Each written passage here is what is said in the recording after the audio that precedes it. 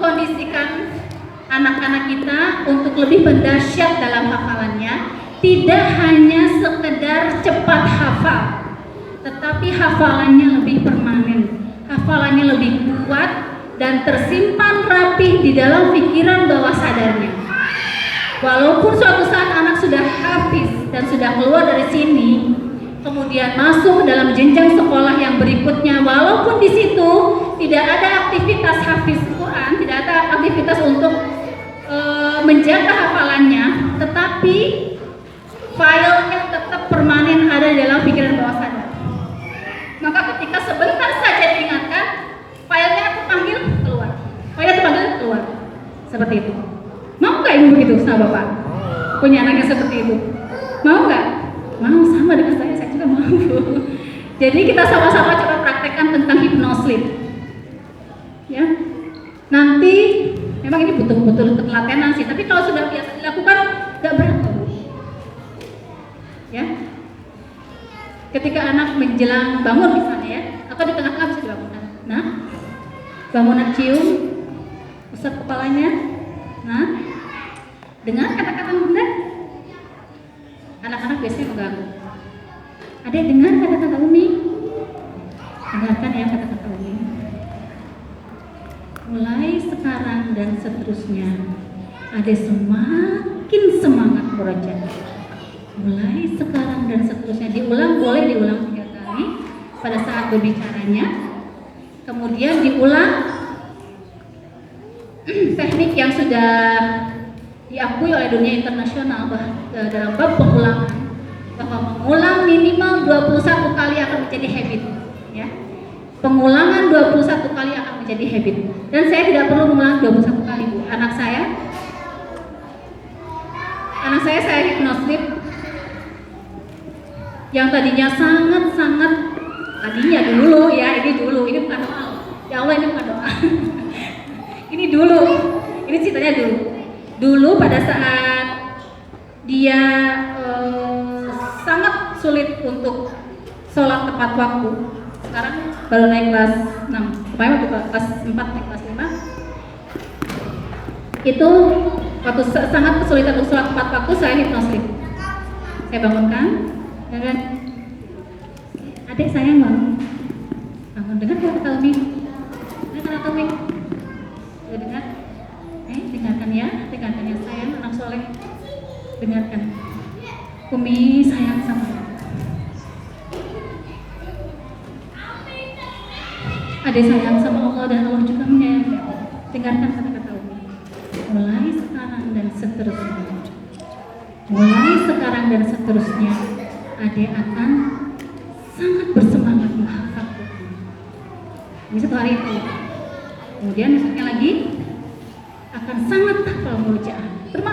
Apa saja sekarang yang ada masalahnya di diri anak, misalnya tadi yang ngedot mau ngelepas dotnya misalnya gitu ya, itu di hypnosleep. Mulai sekarang dan selanjutnya, Ade sudah, tapi asal ada ininya, ada syaratnya. Yang pertama ada pengulangan, yang kedua dengan kata-kata yang positif, present ya. Kata-kata yang positif tadi, jadi jangan mengeluarkan kata-kata tidak, jangan mengeluarkan kata-kata jangan. Tapi katanya yang disugestikan adalah positif, kemudian kalimatnya itu adalah kalimat present, ya. Jadi misalnya, Ade nggak boleh ngompol, jangan, karena pikiran bawah sadar seperti tadi itu ya, pekerjaannya. Walaupun mengeluarkan kata-kata jangan, tapi yang diterjemahkan yang terakhirnya ya ngompolnya itu tadi. Jadi jangan dengan gitu. Jadi mulai sekarang dan selanjutnya, Ade akan sangat mudah untuk pipis dulu. Kalau sedang tidur, bangun, pipis di kamar mandi, kemudian tidur lagi, dan tidur enak lagi. Seperti itu. Iya, ada dengar? Kalau mengangguk, ketika sudah bangun, dia nggak ngerti, Bu. Nggak sadar apa yang sudah kita lakukan pada malam harinya itu dia tahu. Begitu jarak berapa ini, kemudian dia tanpa sadar tiba-tiba ada sebuah dorongan yang sangat luar biasa dari dirinya itu untuk tiba-tiba sholat waktu. Itu yang terjadi. Ibu bisa membuktikan kedahsyatannya seperti itu. Itu namanya hypnosleep, ya. Jadi bisa dilakukan oleh kita. Tetapi ada ada satu yang harus kita tanamkan dalam diri kita, harus kita punjamkan dalam hati kita, yaitu adalah keyakinan kepada Allah. Hipnosleep itu hanya sebagai ilmu tambahan yang diciptakan yang dilahirkan oleh manusia. Tapi semua hidayah, segala keputusan yang terbaik apapun itu semuanya dalam genggaman Allah. Ya, ada dalam genggaman Allah. Dan itu ada sebuah kalimat-kalimat yang karena kita orang Indonesia memakai bahasa Indonesia, ada sebuah kalimat yang mudah dimengerti oleh pikiran bawah sadar kita, yaitu entah kenapa.